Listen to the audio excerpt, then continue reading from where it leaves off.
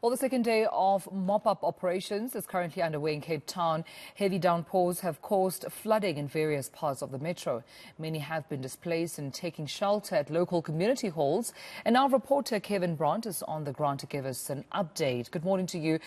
Kevin, how's it looking from where you're standing as far as mop-up operations are concerned? A very good morning to you, Tumelo. Well, the weather conditions much better today with disaster management teams here from the province as well as the city of Cape Town out in full force to assess the flood damage, but also to respond to about 1,000 people who've been affected, directly displaced by the adverse weather conditions we've experienced here within the metro over the past 48 hours, I would say. At the moment, I'm now in the area of Kraaifontein after yesterday having visited Salari's Pass, where we've seen how some of the communities there and the residents' homes there completely flooded with water, displaced about 35 to 40 informal structures in that community that have been affected by the flooding, and they're now being housed at a local community hall. So later today we'll be making our way to Salari's Pass, but now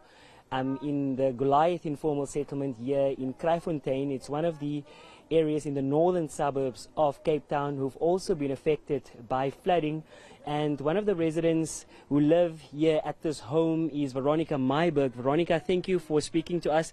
Can you just tell us how was your home affected when the heavy downpours and the rain came over the past 2 days? That was very wet. The rain coming from the roof and from the underground, so it was so wet. I didn't know what to do because I was just standing there with the kids in under the wet blankets and clothes. So it was worse. It's not lekker. Very worse. And my stuff was wet. So yeah.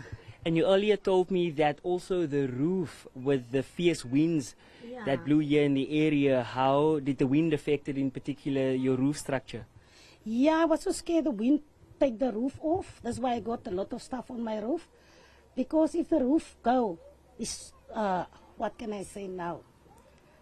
It's already wet inside, so I was so scared. I was just standing in the corner there. So, yeah. And just lastly, you told me that you were supposed to be at work today, but you couldn't go to work. I was supposed to be at work, but my boss said I must stay. And I asked for money for me. He put money in the bank for me. So I have to ask the two guys to come and help me. The one is standing by the gate and the one here. Yeah, so yeah, I couldn't go to work today. Thank you so much for your time, Tumelo. One of the residents here, Veronica Myberg, in the Goliath informal settlement here in Kraaifontein, explaining exactly how the flooding and the rain conditions affected her.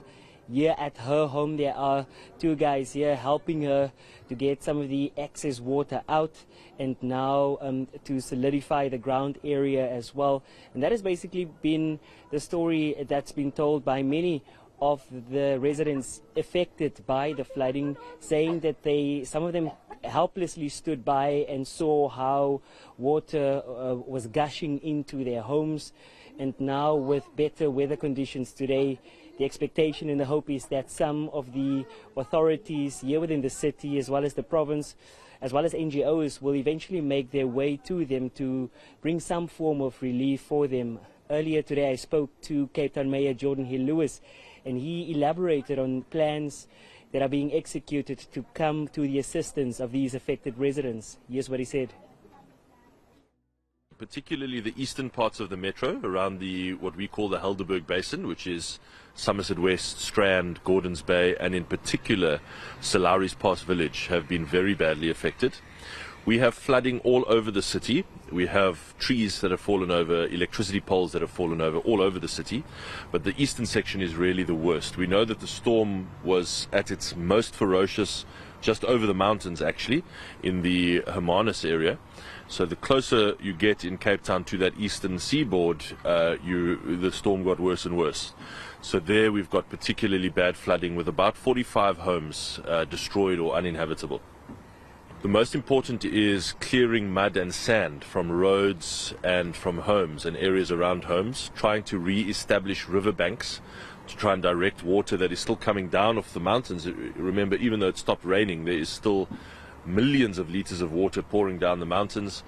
And so we tried to rebuild those riverbanks where they have burst their banks, try and clearing mud, getting roads open, getting electricity poles back up where they have fallen over or been destroyed. And so there are still many places that are down or out.